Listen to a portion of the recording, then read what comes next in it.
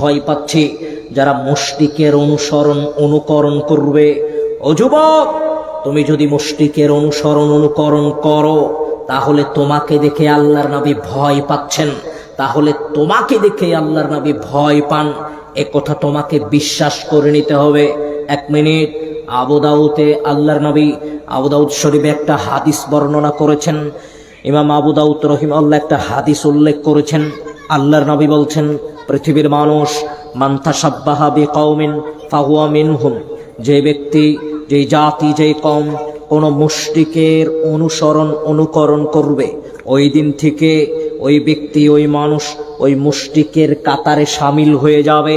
তার মানে যদি আপনি কোনো মুশরিকের অনুসরণ করেন, ও যুবক, তুমি যদি কোনো মুশরিকের অনুকরণ করো তাহলে সেই দিন থেকে তুমি মুশরিকের কাতারে গণ্য হয়ে গেলে।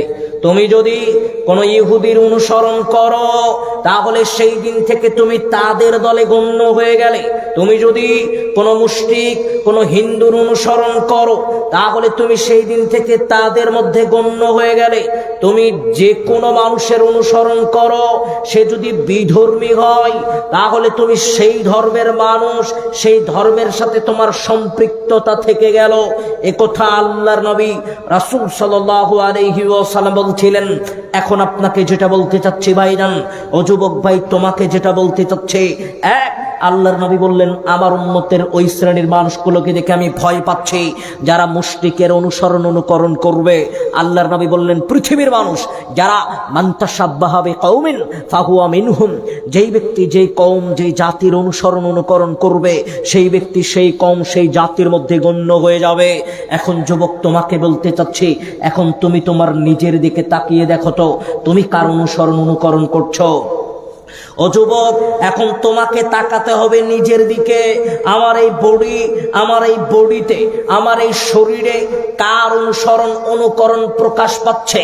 আমার এই শরীরে কার অনুকরণ বহির প্রকাশ হচ্ছে? এটা আমাকে দেখার প্রয়োজন। আমার আদর্শে কার অনুসরণের বহির প্রকাশ? আমার চেহারাতে কার অনুসরণের বহির প্রকাশ? আমার লেবাসে কার অনুসরণের বহির প্রকাশ? আমার শিক্ষায় কার অনুসরণের বহির প্রকাশ? আমার জীবন পরিচালনার ক্ষেত্রে কার অনুসরণের বহির প্রকাশ? এটা আমাকে এখন দেখা প্রয়োজন।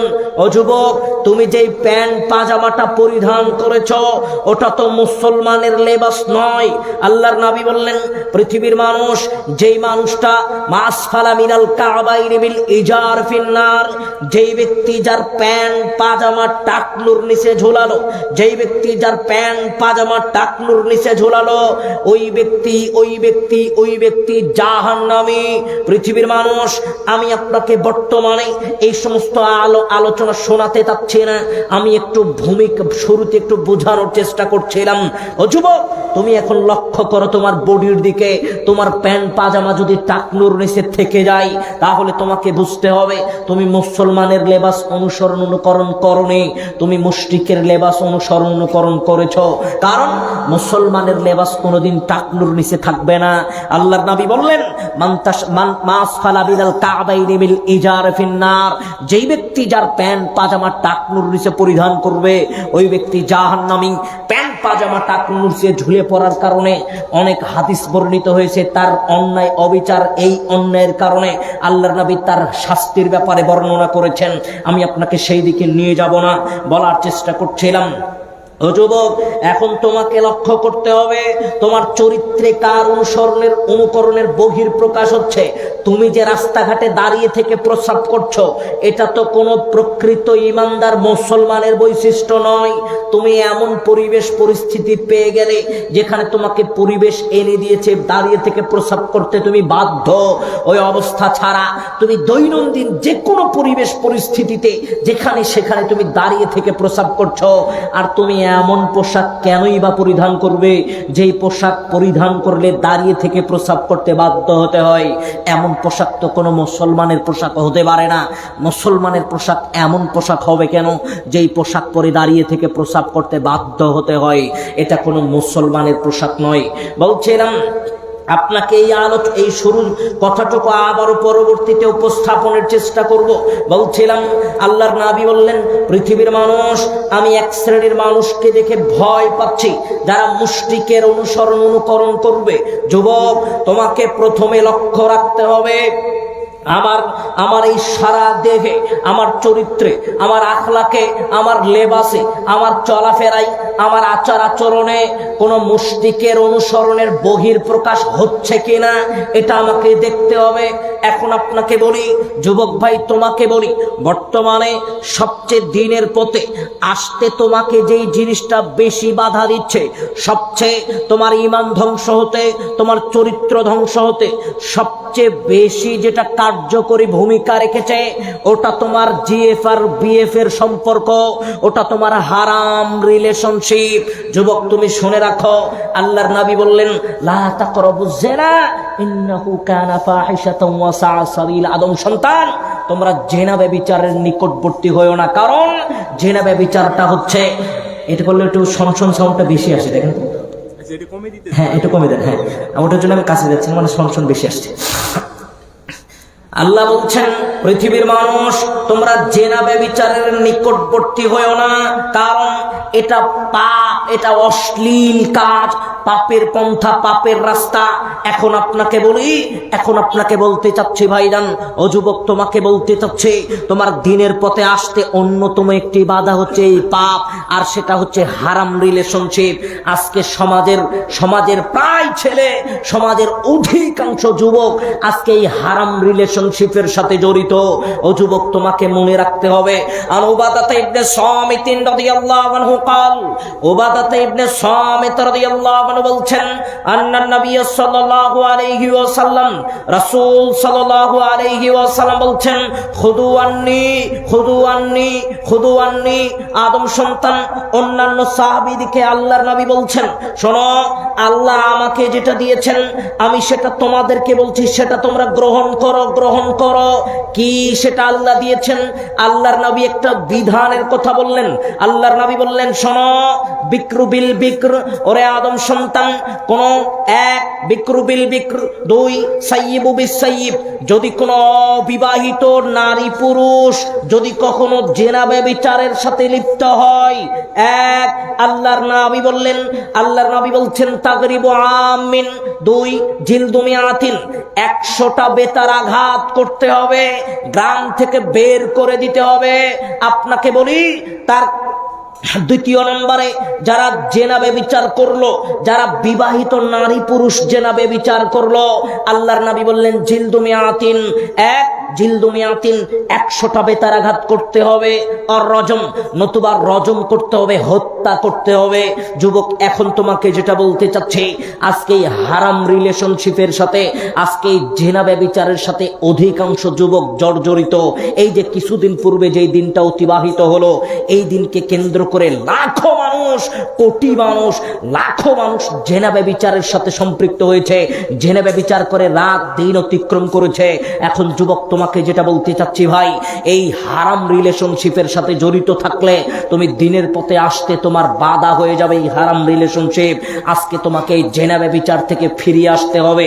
রাসূল সাল্লাল্লাহু আলাইহি ওয়াসাল্লাম বলছেন, আবু সাঈদ খুদরি রাদিয়াল্লাহু আনহু বলছেন, রাসূল সাল্লাল্লাহু আলাইহি ওয়াসাল্লাম বলছেন, পৃথিবীর মানুষ, আল্লাহর নবী বললেন, ইন্না খাফু, আমি আল্লাহর নবী ভয় করছি, আলাইকুম, তোমাদের উপরে, আমি আল্লাহর নবী তোমাদের উপরে ভয় করছি, আখাফু জিনা আলাইকুমুজ জিনা, আমি তোমাদের উপরে ভয় করছি জেনার ব্যাপারে। আমি আমার উম্মতের এক শ্রেণীর মানুষ, এই উম্মতের উপরে ভয় পাচ্ছি জেনার ব্যভিচারে। আল্লাহর নবী বললেন, পৃথিবীর মানুষ, আল্লাহর নবী বললেন, ইস্তাহিল্লুনাল হিরা ওয়াল হারির, আমার উম্মত এমন এক জামানা, এমন এক সময় অতিক্রম করবে, লা ইয়াকুনান্না মিন উম্মতি, আমার উম্মত এমন এক জামানা, এমন এক সময় অতিক্রম করবে, আল্লাহর নবী বললেন ইস্তাহিল্লুনাল হিরা ওয়াল হারির, আমার উম্মত জেনা ব্যভিচারকে হালাল মনে করবে, স্বাভাবিক মনে করবে। আমার উম্মতের এক শ্রেণীর মানুষ এমন এক সময়, এমন এক জামানা অতিক্রম করবে, সে সময় আমার উম্মত রেশমি পোশাককে হালাল মনে করবে, জেনা ব্যভিচারকে হালাল মনে করবে। সমাজে আজকে স্কুল কলেজ ইউনিভার্সিটি গুলোতে ছেলে মেয়ে হাতে হাত রেখে যাতায়াত করছে, চলাফেরা করছে, জিএফ আর বিএফ এর ব্যানার নিয়ে রাস্তাঘাটে চলাফেরা করছে। ওই অভিভাবক কখনো তাকে বাধা দিল না, কারণ আজকে বর্তমান জেনারেশন এটা স্বাভাবিক, এটা করবে। আপনি তার অভিভাবককে বিচার দিলেন, কি ব্যাপার ভাইজান, আপনার মেয়েকে রাস্তাঘাটে ঘোরাঘুরি করতে দেখছি। অভিভাবক তখন বলবে এটা বর্তমান জেনারেশন, এটা করবে, এটা স্বাভাবিক। এ কথাই আল্লাহর নবী বললেন ইস্তাহিল্লুনাল হিরা ওয়াল হারির, আমার উম্মত এমন এক জামানায়, এমন এক সময় অতিক্রম করবে যে সময়ে আমার উম্মত জেনা ব্যভিচারকে স্বাভাবিক মনে করবে, জেনা ব্যভিচারকে স্বাভাবিক কিছু মনে করবে, হালাল মনে করবে।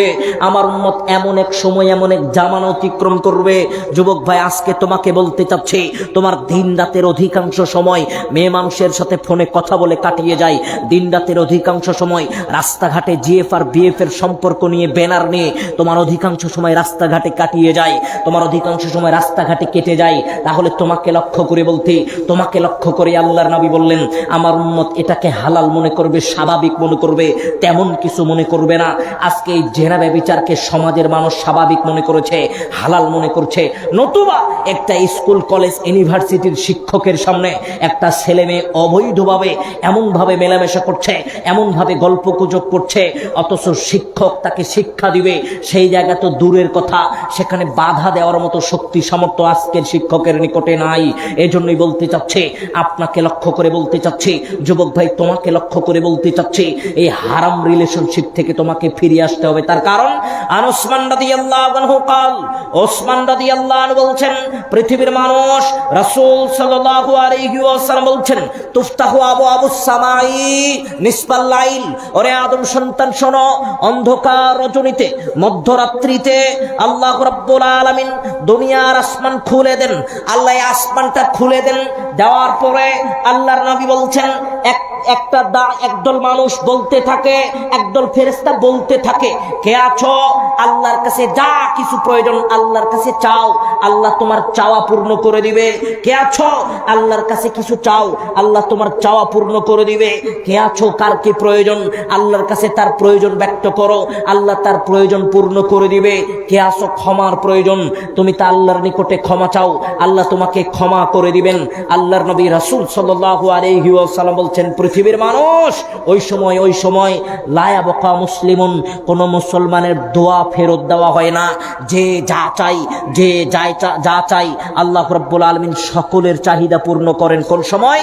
অন্ধকার রজনীতে, মধ্য রজনীতে যে যা দোয়া করবে আল্লাহর নিকটে আল্লাহ রাব্বুল আলামিন সেটা পূর্ণ করে দিবেন, চাহিদা পূর্ণ করে দিবেন। এখন আপনাকে একটা কথা বলি, আল্লাহর নবী লম্বা হাদিস, এই হাদিসের মাস অংশে একটা কথা বললেন, মাঝখানে গিয়ে আল্লাহর নবী বলছেন, পৃথিবীর মানুষ শোনো, ইল্লা জানিয়াতা, শুধু এক শ্রেণীর মানুষের দোয়া আল্লাহ কবুল করে না, এক শ্রেণীর মানুষের দোয়া আল্লাহ কবুল করে না। জেনাকারণে কোনো নারীর দোয়া আল্লাহ কবুল করে না, জেনাকারের কোনো দোয়া আল্লাহ কবুল করে না। পৃথিবীর ফালা ইয়াবকা মুসলিমুন, কোন মানুষের দোয়া আল্লাহ ফেরত পাঠান না, শুধু এক শ্রেণীর মানুষের দোয়া আল্লাহ ফেরত পাঠান, ওটা হচ্ছে জেনাকারিনী, জেনার সাথে সম্পৃক্ত থাকা মানুষ, এর কোনো দোয়া আল্লাহ কবুল করবেন না। এ কথাই আল্লাহর নবী রাসূল সাল্লাল্লাহু আলাইহি ওয়াসাল্লাম বলছেন, ও মা আপনাকে বলতে চাচ্ছি, ও বোন আপনাকে বলতে চাচ্ছি, জেনার সাথে সম্পৃক্ত থাকলে আপনার কোনো দোয়া আল্লাহ কবুল করবে না। ও যুবক ভাই তোমাকে বলতে চাচ্ছি, তুমি এমন মানুষকে বিবাহ করিও না, এমন মানুষকে বাড়িতে নিয়ে আসো না যার দোয়া, যার কথা আল্লাহ কবুল করে না। কোনো জেনাকারীর দোয়া যেহেতু আল্লাহ কবুল করবে না, অতএব তোমাকে এমন মানুষকে বাড়িতে নিয়ে আসা উচিত নয় যেই মানুষটার দোয়া আল্লাহ কবুল করবে না। বলছিলাম জেনাকারীর কোনো দোয়া আল্লাহ কবুল করে না। এজন্যই আপনাকে জেনা থেকে ফিরে আসতে হবে, হারাম রিলেশনশিপ থেকে ফিরে আসতে হবে। রাসূল সাল্লাল্লাহু আলাইহি ওয়াসাল্লাম লম্বা একটা ঘটনা বর্ণনা করছিলেন। আল্লাহর নবী বললেন, আমি যখন ঘুমাচ্ছিলাম রজুলানে, দুইজন ব্যক্তি আসলেন, আমার এই দুই বাহু ধরলেন, আমাকে নিয়ে যাচ্ছিলেন।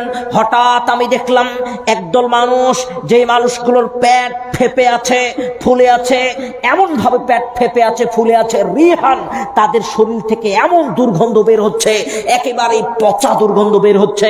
আল্লাহর নবী ফেরেশতাদেরকে জিজ্ঞেস করলেন, এরা কারা? হাউলাই, এরা কারা? ফেরেশতা, এরা কারা? তখন আল্লাহর নবী বলছেন, এরা হচ্ছে ওই সমস্ত মানুষ যারা দুনিয়াতে জেনা ব্যভিচারের সাথে সম্পৃক্ত থেকেছে। ও যুবক, তুমি যদি জেনা ব্যভিচারের সাথে সম্পৃক্ত থাকো, আল্লাহর নবী বলছেন বিচারের ময়দানে তাদের অবস্থা কেমন হবে? তাদের শরীরগুলো ফুলে ফেপে উঠবে, এমন দুর্গন্ধ বের হবে, পচা দুর্গন্ধ বের হবে। আল্লাহর নবী একেবারেই বলেছেন, যেমন ভাবে একেবারে বিরাট একটা নর্দমা, পচা নিকৃষ্ট একটা নর্দমা থেকে যেমন দুর্গন্ধ আসে, এই সমস্ত মানুষের শরীর থেকে তেমন দুর্গন্ধ আসবে। এখন আপনাকে বলতে চাচ্ছি, যুবক ভাই, তোমাকে বলতে চাচ্ছি, যেহেতু প্রত্যেকটা পয়েন্ট আমি সংক্ষিপ্তভাবে উপস্থাপন করব, এজন্যই তোমাকে সংক্ষিপ্তভাবে বলতে চাচ্ছি। জেনার ব্যাপারে আল্লাহর নবী অসংখ্য অগণিত হাদিস বর্ণনা করেছেন। আল্লাহ রাব্বুল আলামিন ফাহিশা কাজের নিকটবর্তী হতে নিষেধ করেছেন।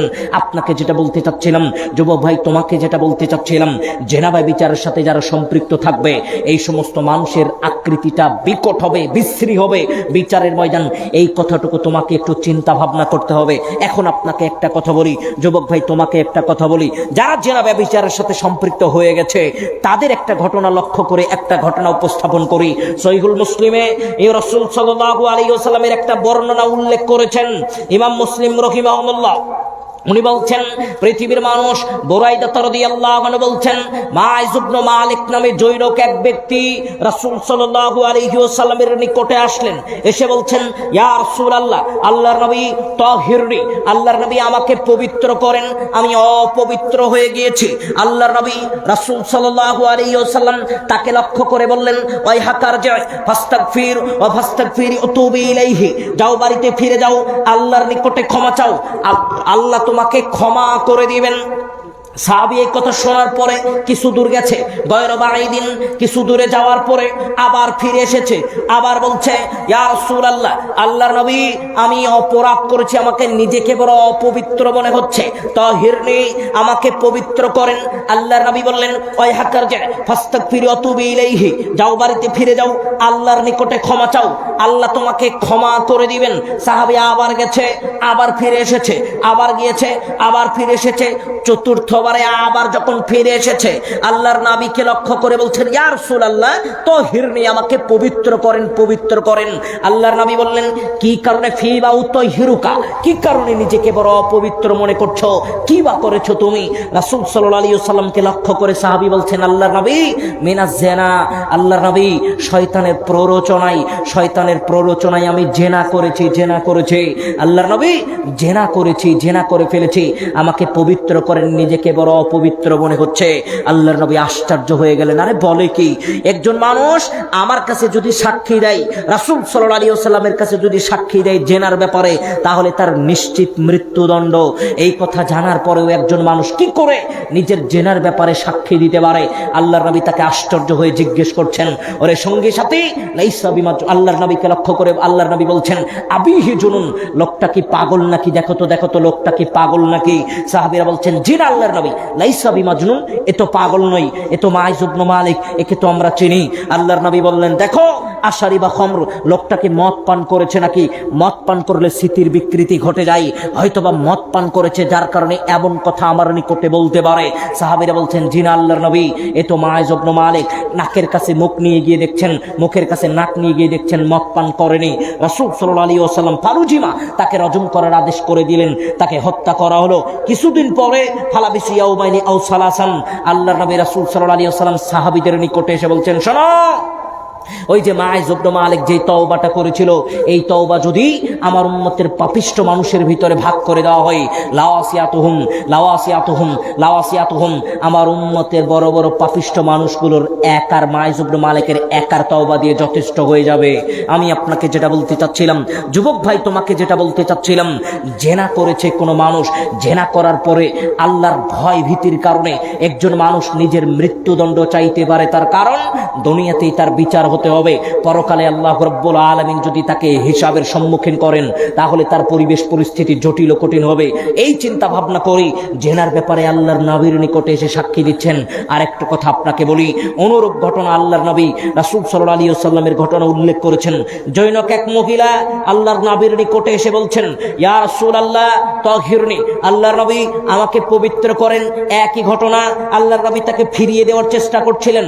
লম্বা হাদিস, মহিলা তখন আল্লাহর নবীকে লক্ষ্য করে বলছেন, তামারাত তাতলে মাইজ ইবনে মালিক, মাইজ ইবনে মালিককে বারবার ফিরিয়ে দিচ্ছিলেন, আমাকে কি সেরকম ফিরিয়ে দিতে চাচ্ছেন? চলবে না, কারণ আমি একজন মহিলা মানুষ। ইন্নাহা হুবলা, আমি যে জেনা করেছি আমার পেট তার প্রমাণ। মাইজ ইবনে মালিক পুরুষ মানুষ, পেট প্রমাণ দিতে পারেনি। আমি মহিলা মানুষ, আমার প্রমাণ আমার সাথে। আমি যে জেনা করেছি তার প্রমাণ আমার নিকটে আছে। আল্লাহর নবী বললেন, যাও, যেই দিন সন্তান জন্মগ্রহণ করবে সেদিন আসিও। হাত্তা তালিদি ফালাম্মা ওয়ালাদাত, যেদিন সন্তান জন্মগ্রহণ করলো, সন্তান কোলে নিয়ে আল্লাহর নবীর নিকটে এসেছে। আল্লাহর নবী আবার ফিরিয়ে দিলেন, যেই দিন সন্তান খেতে শিখবে সেই দিন আসিও। সন্তানের হাতে ছোট্ট একটা রুটি দিয়ে আল্লাহর নবীর নিকটে নিয়ে এসেছেন। এসে বলছেন, ইয়া রাসূলুল্লাহ, এই যে আমার সন্তান খেতে শিখেছে। আল্লাহর নবী ফারুজি মাতাকে রজম করার আদেশ দিলেন, কোমর পর্যন্ত পুঁতে রেখে পাথর মেরে মেরে হত্যা করা হলো। আল্লাহর নবী তারপরে এসে বলছেন, এই মহিলা যেই তওবাটা করেছে, এই তওবা যদি এই দুই পাহাড়ের মধ্যবর্তী পাপিষ্ঠ মানুষকে ভাগ করে দেওয়া হয়, এই দুই পাহাড়ের বড় বড় পাপিষ্ঠ মানুষগুলোই এই মহিলার একার তওবা দিয়ে তাদের ক্ষমা হয়ে যাবে। আদম সন্তান, আপনাকে লক্ষ্য করে যুবক ভাই, আপনাকে লক্ষ্য করে যেটা বলতে চাচ্ছি ভাই, তোমাকে লক্ষ্য করে যেটা বলতে চাচ্ছি, আজকে জেনা ব্যভিচারের সাথে সম্পৃক্ত থেকে, আজকে হারাম রিলেশনশিপের সাথে সম্পৃক্ত থেকে তুমি তোমার দিন অতিবাহিত করো না। কারণ দুনিয়াতে তার শাস্তি মৃত্যুদণ্ড, পরকালে তার শাস্তি অতীব জটিল ও কঠিন। এই জেনার পাপ নিয়ে, জেনার শাস্তি নিয়ে পরকাল অতিক্রম করো না, ইহকাল অতিক্রম করে পরকালে জটিল ও কঠিন পরিবেশ পরিস্থিতির মধ্যে থাকিও না।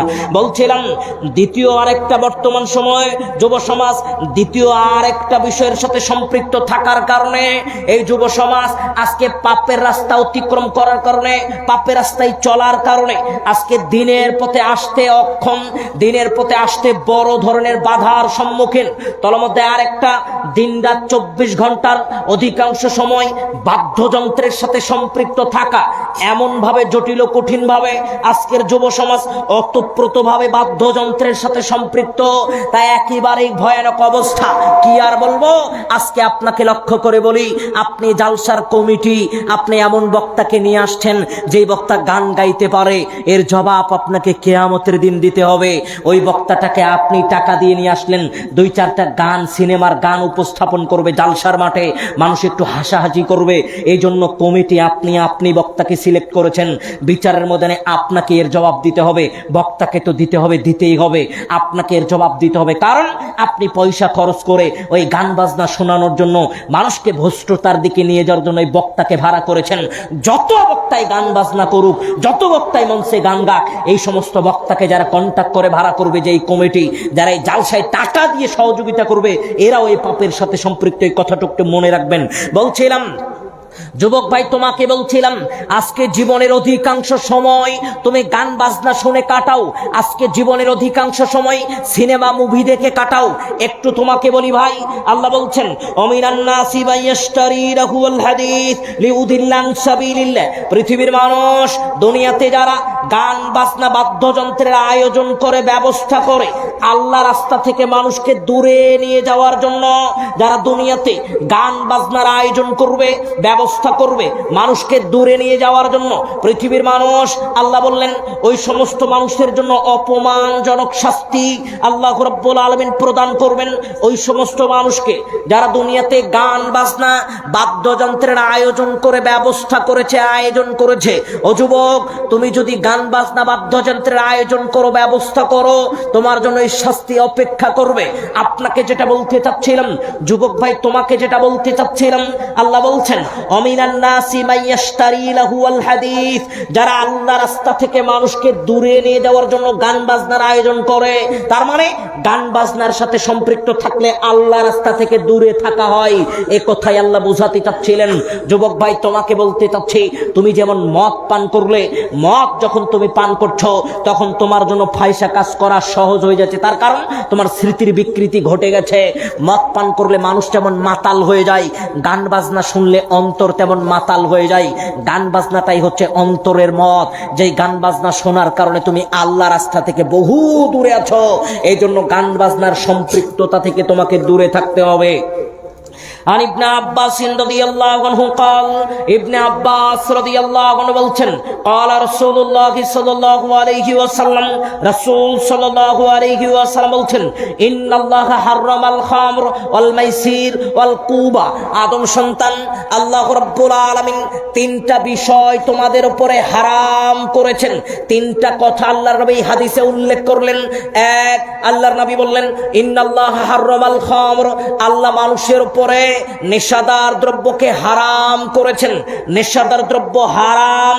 দুই, অল মাইসির অল কুবা, বাদ্যযন্ত্র হারাম, জুয়া খেলা হারাম। ও যুবক ভাই, তোমাকে একটা কথা বলেই নেই, এই যে সামনে তোমার যেই খেলাগুলো উপস্থাপন করা হবে তোমার সম্মুখে, এই খেলাকে কেন্দ্র করে তুমি বলে বলে বাজি ধরবা, এই খেলাকে কেন্দ্র করে তুমি ওভারে বাজি ধরবা, এই খেলাকে কেন্দ্র করে তুমি টাকা পয়সার লেনদেন করবা বন্ধু বান্ধবের সাথে। তোমাকে লক্ষ্য করে একটা কথা বলি, আল্লাহর নবী বললেন মাইসিরুল কুবা, আল্লাহর নবী বললেন জুয়া খেলা মুসলমানের জন্য হারাম। মুসলমান কোনোদিন জুয়ার সাথে সম্পৃক্ত হবে না। এক মিনিট আপনাকে একটা কথা বলি।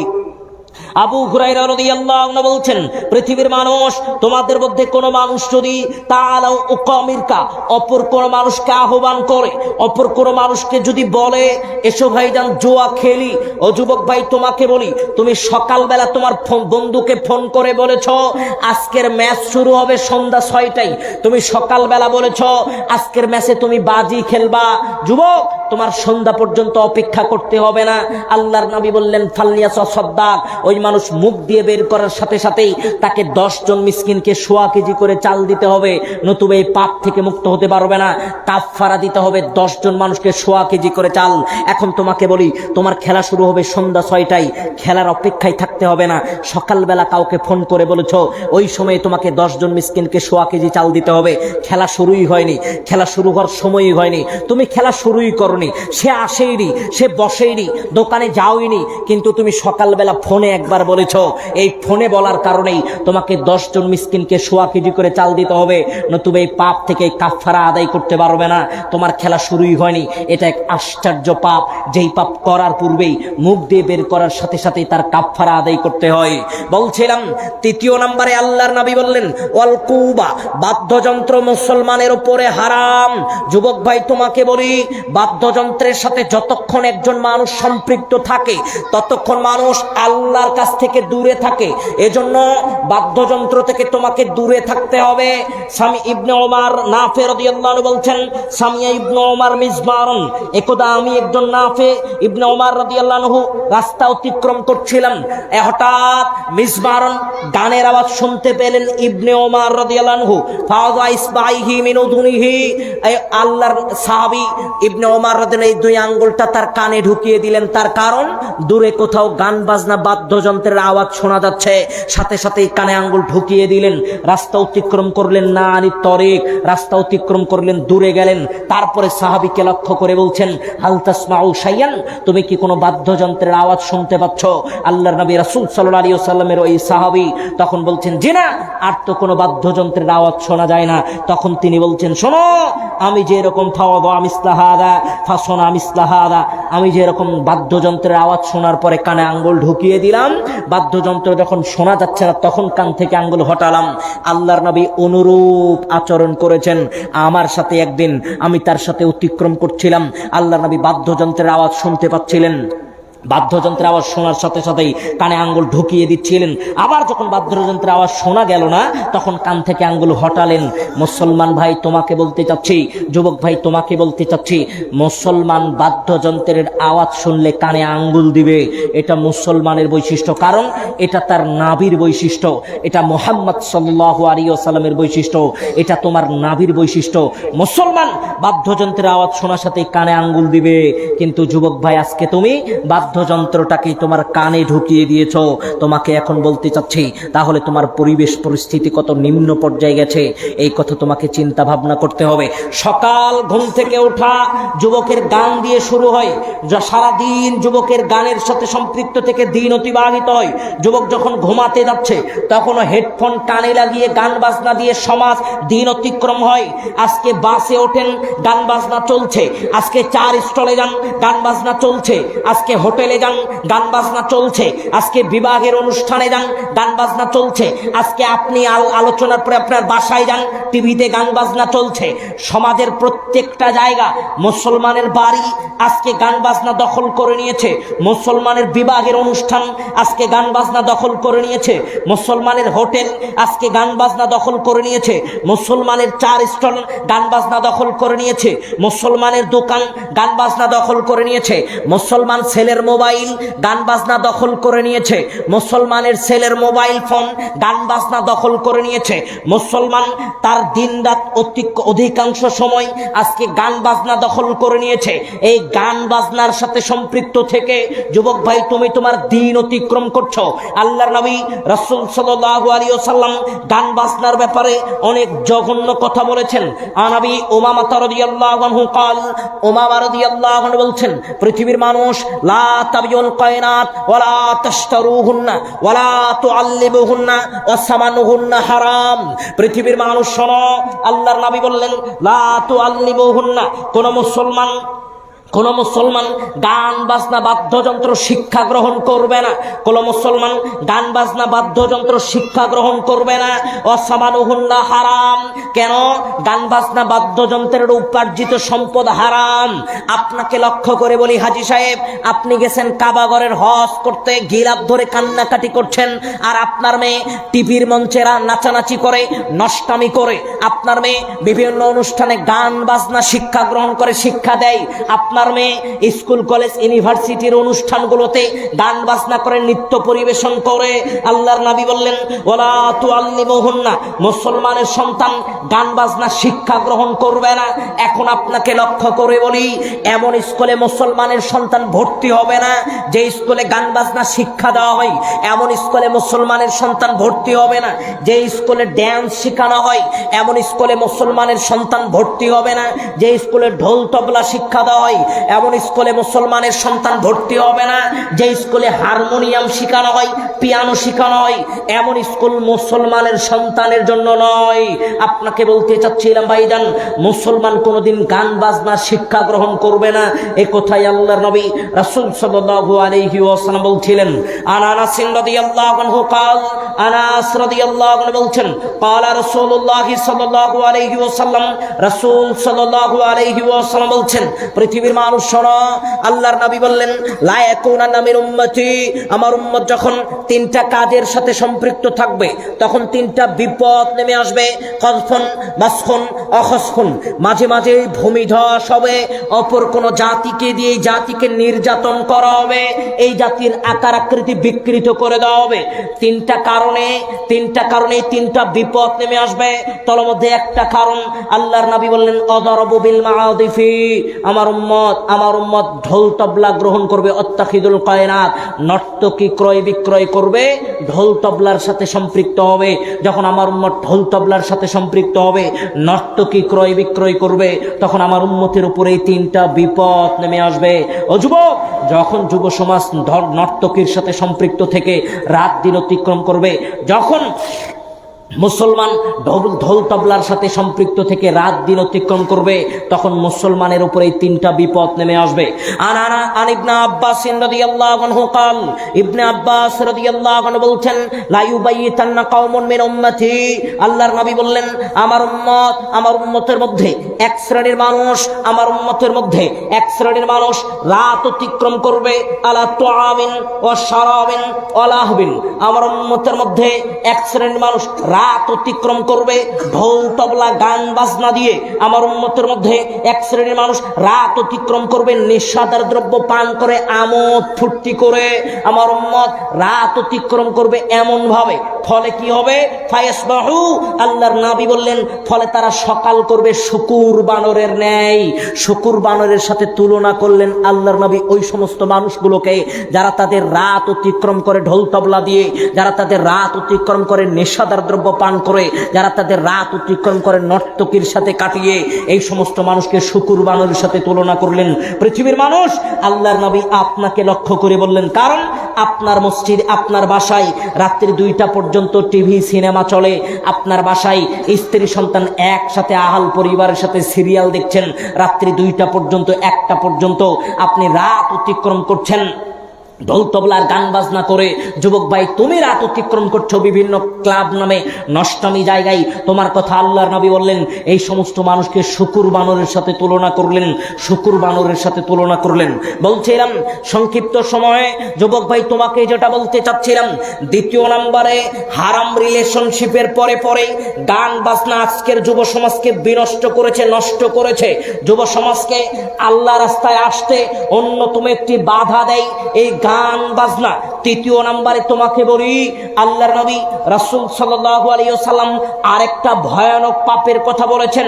আল্লাহ বলছেন, নবী আপনি শুনেন, ইয়াসআলুনাকা আনিল খামরি ওয়াল মাইসির কুল ফীহিমা ইসমু কাবীর। নবী আপনি শুনেন, আপনাকে যখনই কোনো মানুষ জিজ্ঞাসা করবে নেশাদার দ্রব্য পান করা সম্পর্কে, আপনি তাদেরকে বলে দেন কুল ফীহিমা ইসমু কাবীর, এটা এক মহা বড় অপরাধ, মহা বড় পাপ। যুবক ভাই, আজকে এই নেশাদার দ্রব্য পান করা তুমি ধ্বংসের মূল কারণ। নেশাদার দ্রব্য, এই নেশাদার দ্রব্যের সাথে সম্পৃক্ত থাকা যুব সমাজ ধ্বংসের অন্যতম আরেকটি কারণ। তার কারণ আজকের সমাজের যুবক আজকে বিভিন্ন রকম নেশাদার দ্রব্যের সাথে সম্পৃক্ত থাকার কারণে যুবক আজকে তার নষ্টামি করে নিজের দিন অতিবাহিত করছে, নষ্টামি করে নিজের জীবন অতিবাহিত করছে। অথচ এই নেশাদার দ্রব্য আপনার জন্য, যুবকের জন্য, প্রতিটা মুসলমানের জন্য আল্লাহ হারাম ঘোষণা করেছিলেন। 1 মিনিট আপনাকে একটু বলেই নেই। ওসমান রাদিয়াল্লাহু আনহু বলছেন, আল্লাহর নবী রাসূল সাল্লাল্লাহু আলাইহি ওয়াসাল্লাম বলছেন, পৃথিবীর মানুষ এই জুতানিবুল খামর, তোমরা নেশাদার দ্রব্য থেকে বিরত থাকো। দুনিয়ার মানুষ, তোমরা নেশাদার দ্রব্য থেকে বিরত থাকো।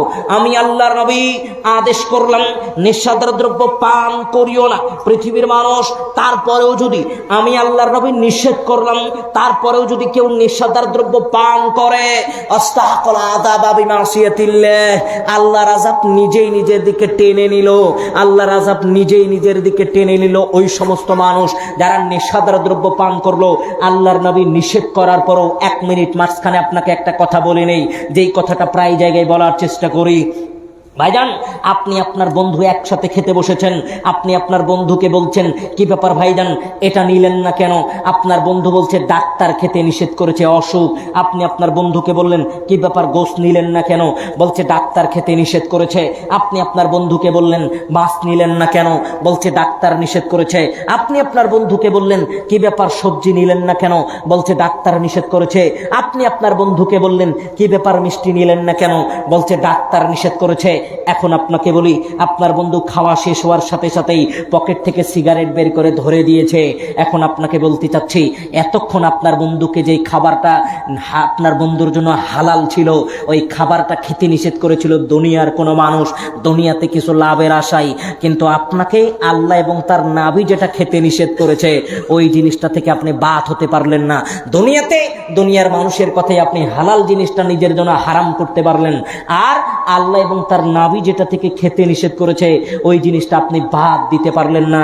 এই চিন্তা আপনাকে করতে হবে, আপনি দুনিয়াতে কাকে বেশি প্রাধান্য দিলেন? আল্লাহকে দিলেন না দুনিয়ার কোনো মানুষকে দিলেন? দুনিয়াকে দিলেন না আখেরাতকে দিলেন? এই জিজ্ঞাসা নিজেই নিজেকে করেন। আপনার ওই গোস্তটা আপনার জন্য হালাল ছিল, কিন্তু আপনি খাওয়া বাদ দিয়েছেন আপনার অসুস্থতার জন্য। আপনার ওই সবজিটা আপনার জন্য হালাল ছিল, খাওয়া বাদ দিয়েছেন অসুস্থতার জন্য। আপনার ওই মাছটা আপনার জন্য হালাল ছিল, খাওয়া বাদ দিয়েছেন অসুস্থতার জন্য। কিন্তু পকেট থেকে সিগারেট বের করে যেটা ধরে দিয়েছেন ওটা আল্লাহ আপনার জন্য হারাম ঘোষণা করেছিল, ওই জিনিসটা থেকে ফেরত আসতে পারলেন না। এই চিন্তা নিজেই নিজেকে করতে হবে, জিজ্ঞাসা করতে হবে। বলছিলাম আল্লাহর নবী আনাবি হুরায়রা রাদিয়াল্লাহু আনহু قال আবু হুরায়রা রাদিয়াল্লাহু আনহু বলছেন قال রাসূলুল্লাহ সাল্লাল্লাহু আলাইহি ওয়াসাল্লাম, রাসূল সাল্লাল্লাহু আলাইহি ওয়াসাল্লাম বলছেন লা ইয়াদখুলুল জান্নাতা মুদমিনুল খামর, পৃথিবীর মানুষ যারা দুনিয়াতে নেশাদার দ্রব্য পান করবে এরা জান্নাতে প্রবেশ করতে পারবে না। যারা দুনিয়াতে বিড়ি সিগারেট তামাক জর্দা গুল পান করবে এরা জান্নাতে প্রবেশ করতে পারবে না।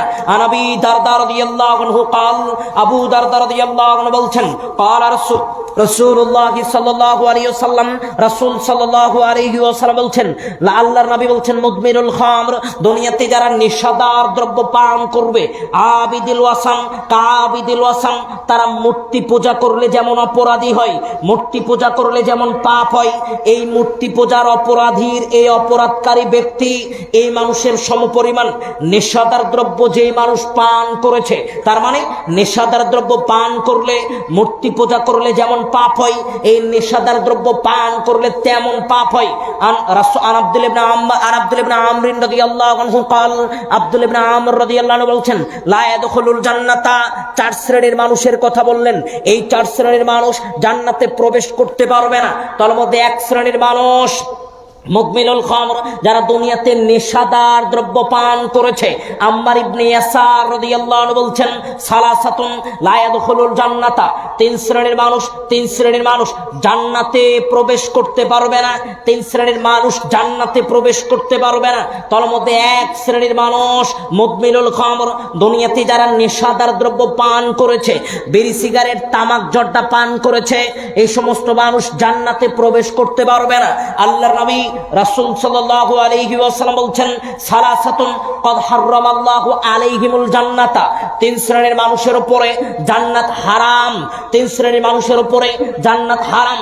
3 শ্রেণীর মানুষ জান্নাতে প্রবেশ করতে পারবে না, তাদের জন্য জান্নাত হারাম। তার মধ্যে 1 শ্রেণীর মানুষ মুদমিনুল খামর, যারা নেশাদার দ্রব্য পান করবে, দুনিয়াতে যারা বিড়ি সিগারেট তামাক জর্দা গুল পান করবে, এই সমস্ত মানুষের জন্য জান্নাত হারাম। এ কথাই আল্লাহর নবী রাসূল সাল্লাল্লাহু আলাইহি ওয়াসাল্লাম বলছিলেন। ও যুবক ভাই, তোমাকে বলতে চাচ্ছিলাম, আজকে তুমি নেশাদার দ্রব্যের সাথে সম্পৃক্ত থাকার কারণে আজকে তোমার দিনের পথে আসার অন্যতম একটি বাধার সম্মুখীন তুমি হচ্ছ। আল্লাহর নবী রাসূল সাল্লাল্লাহু আলাইহি ওয়াসাল্লাম বলছেন, পৃথিবীর মানুষ, তোমাদের মধ্যে কোনো মানুষ যদি নেশাদার দ্রব্য পান করে, কোন মানুষ নেশাদার দ্রব্য পান করলো, আল্লাহর নবী বললেন লাম তুকবাল লাহু সালাতুন 40 সাবাহান, একদিন নেশাদার দ্রব্য পান করলে 40 দিনের কোনো ইবাদত আল্লাহ রাব্বুল আলামিন কবুল করেন না। একদিন যদি কোনো মানুষ লিমান শারিবাল খামর, একদিন যদি কোনো মানুষ নেশাদার দ্রব্য পান করে, লাম তুকবাল লাহু সালাতুন 40 সাবাহান, 40 দিনের সালাত কবুল হবে না, 40 দিনের কোনো ইবাদত কবুল হবে না। আল্লাহর নবী অন্য হাদিসে বলছেন আন আব্দুল ইবনে আমর রাদিয়াল্লাহু আনহু قال قال রাসূলুল্লাহ সাল্লাল্লাহু আলাইহি ওয়াসাল্লাম, রাসূল সাল্লাল্লাহু আলাইহি ওয়াসাল্লাম বলছেন লিমান শারিবাল খামর, পৃথিবীর মানুষ, কোন মানুষ যদি দুনিয়াতে একবার নেশাদার দ্রব্য পান করে 40 দিন আল্লাহ এবং তার সাথে সম্পর্ক খারাপ হয়ে যাবে। একদিন নেশাদার দ্রব্য পান করলে 40 দিন আল্লাহর সাথে আপনার সম্পর্ক খারাপ হয়ে যাবে।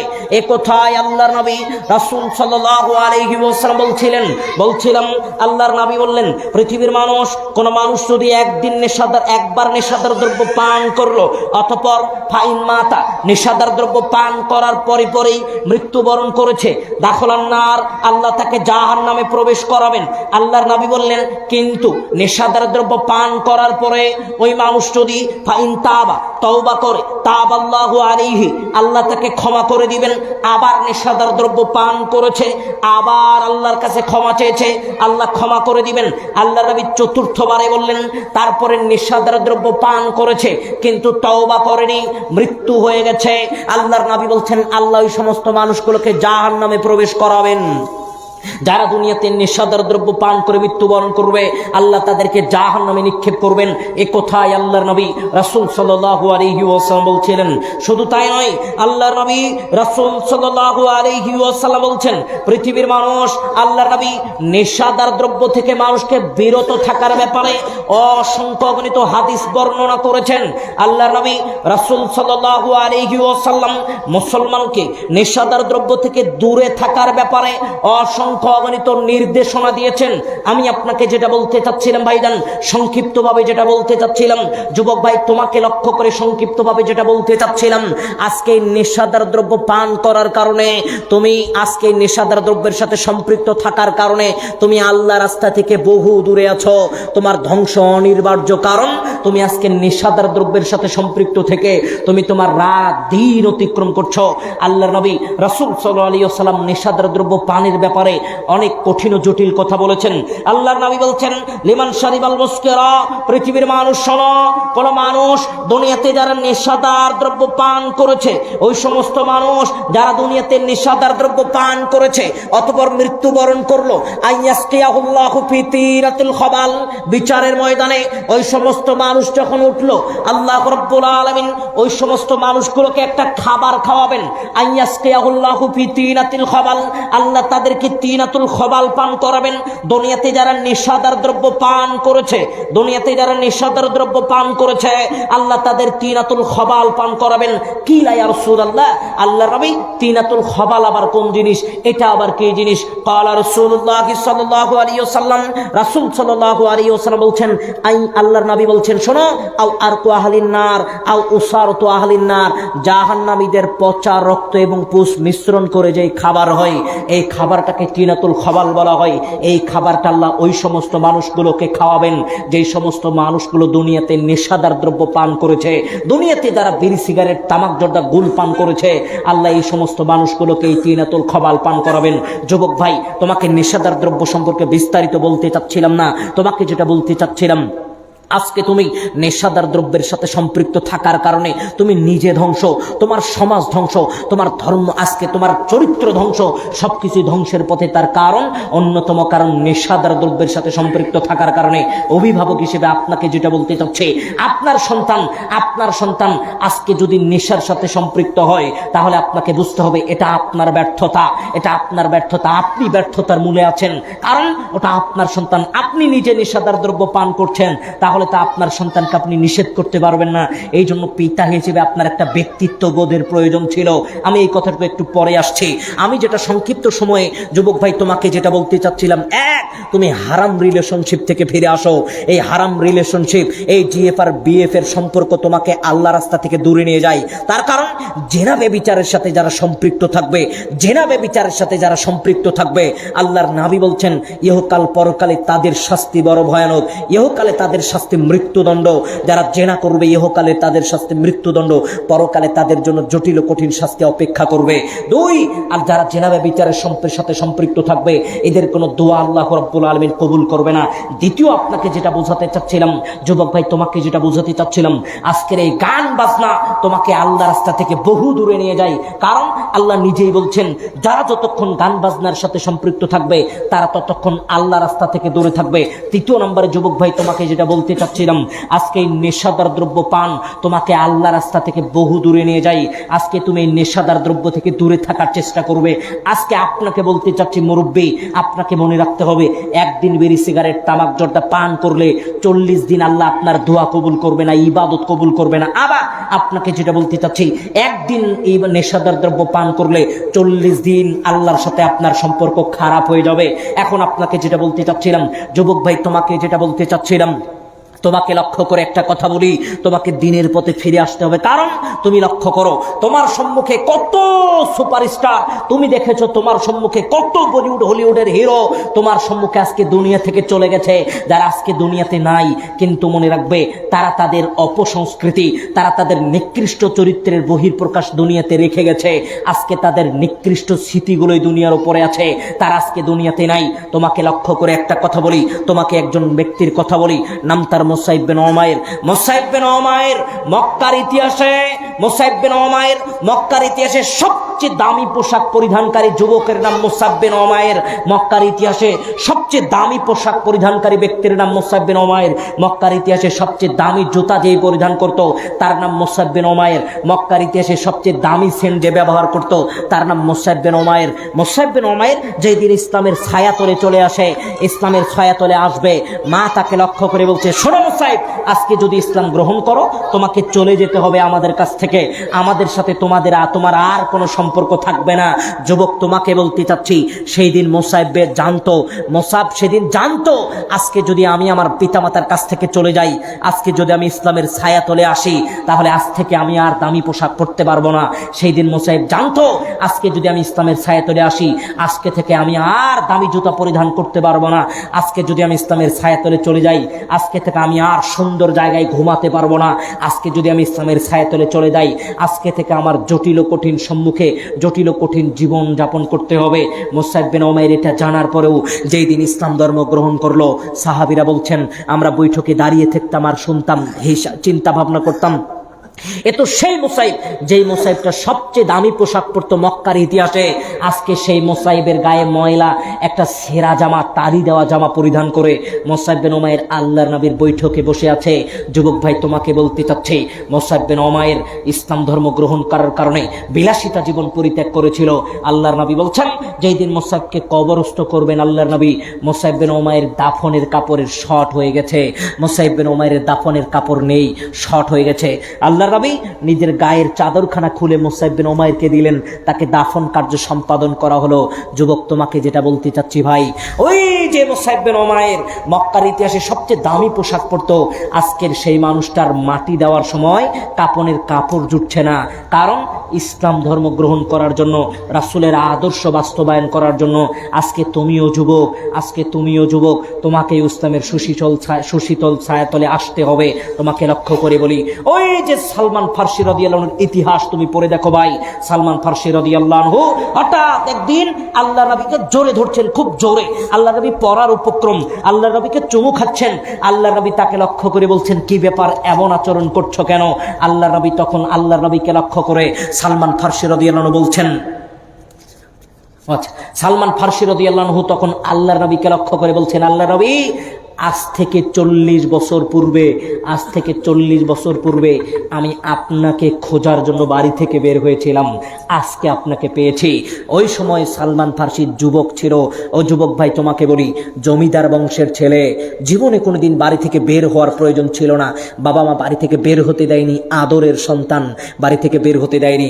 সালমান ফার্সি রাদিয়াল্লাহু আনহু হঠাৎ একটা বিরাট ঘটনা, ইসলামের খোঁজ পেয়েছে, একটা ধর্মের খোঁজ পাচ্ছিল, যেই ধর্ম অনুসরণ করলে, যেই ধর্মটা তাকে আকৃষ্ট করছিল, আল্লাহর দ্বীনের সাক্ষাতের জন্য, আল্লাহর দ্বীনের সাথে সম্পৃক্ত থাকার জন্য। সালমান ফার্সি রাদিয়াল্লাহু আনহু বলছেন, আমি অনেক মানুষের বাড়িতে চাকর থেকেছি, অনেক মানুষের নির্যাতন সহ্য করেছি, অনেক মানুষের কথা সহ্য করেছি। আমি জমিদার বংশের সন্তানের কথা বলছিলাম তোমাকে যুবক। জমিদার বংশের সন্তান 40 বছর মানুষের বাড়িতে চাকর থেকেছে, কারণ একটাই, ইসলামের সুশীতল ছায়াতলে আসবে, ইসলামের ছায়াতলে আসবে। এজন্যই বাড়ি থেকে বের হয়েছিল।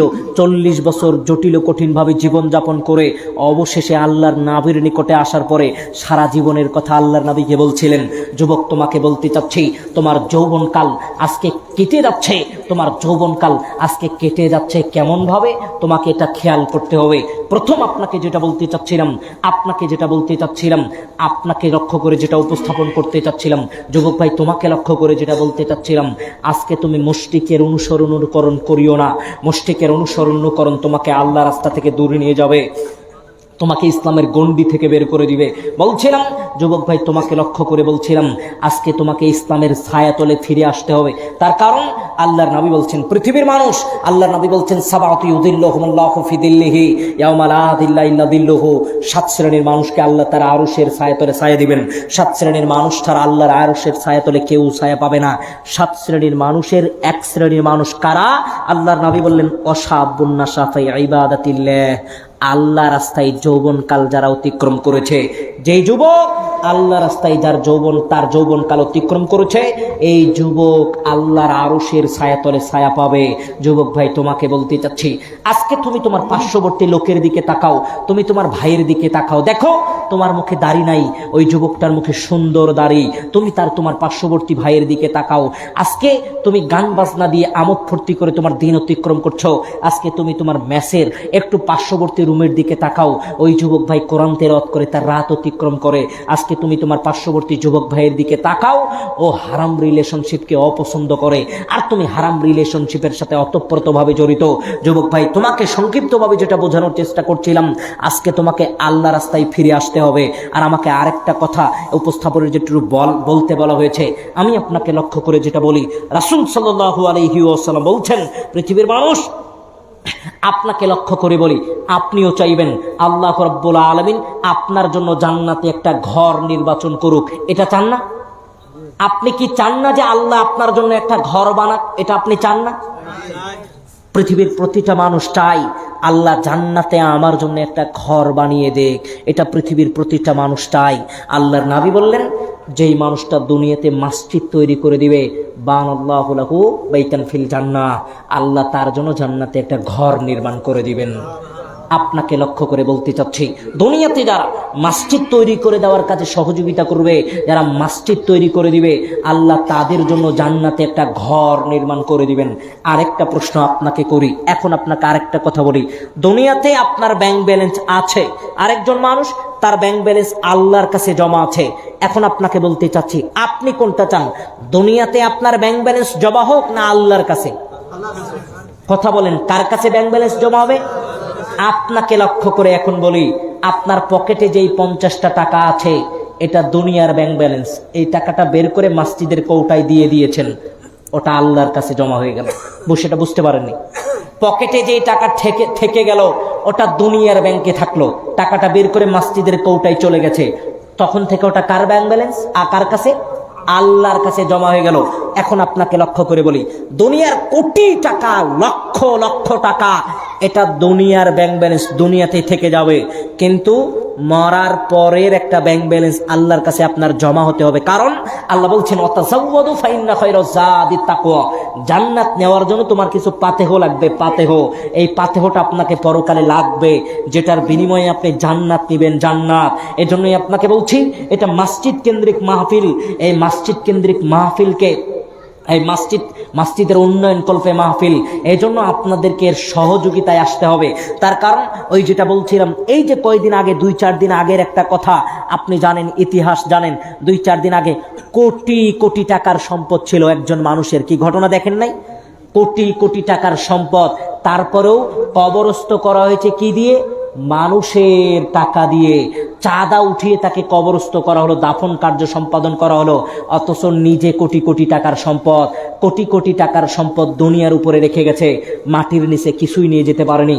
আপনাকে লক্ষ্য করে বলি, দুনিয়ার উপরে যেই টাকা থাকলো এটা দুনিয়াতে থেকে যাবে, আর মাটির নিচে যেই টাকা নিয়ে গেলেন এটা পরকালে পাবেন।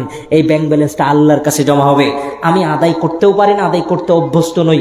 আমি এই জন্য আপনাদেরকে বলছিলাম, এই মসজিদ কেন্দ্রিক মাহফিলে যেভাবে পাবেন, যেভাবে পাবেন, যে যার সামর্থ্য যেটা, সে সেভাবে দান করবেন, সেভাবে দান করবেন, ঘোষণা করবেন। মানে জানি কি, আপনারা যদি কেউ দান করেন তাহলে এখানে এসে ঘোষণা দিতে পারেন, যে যেমন দান করবেন, যেটা ঘোষণা দিবেন, বাকিতেও আপনাকে সেটা দেওয়া হবে। আপনি এটা দান করেন, আজকে এখানে নাম লিপিবদ্ধ করে যান।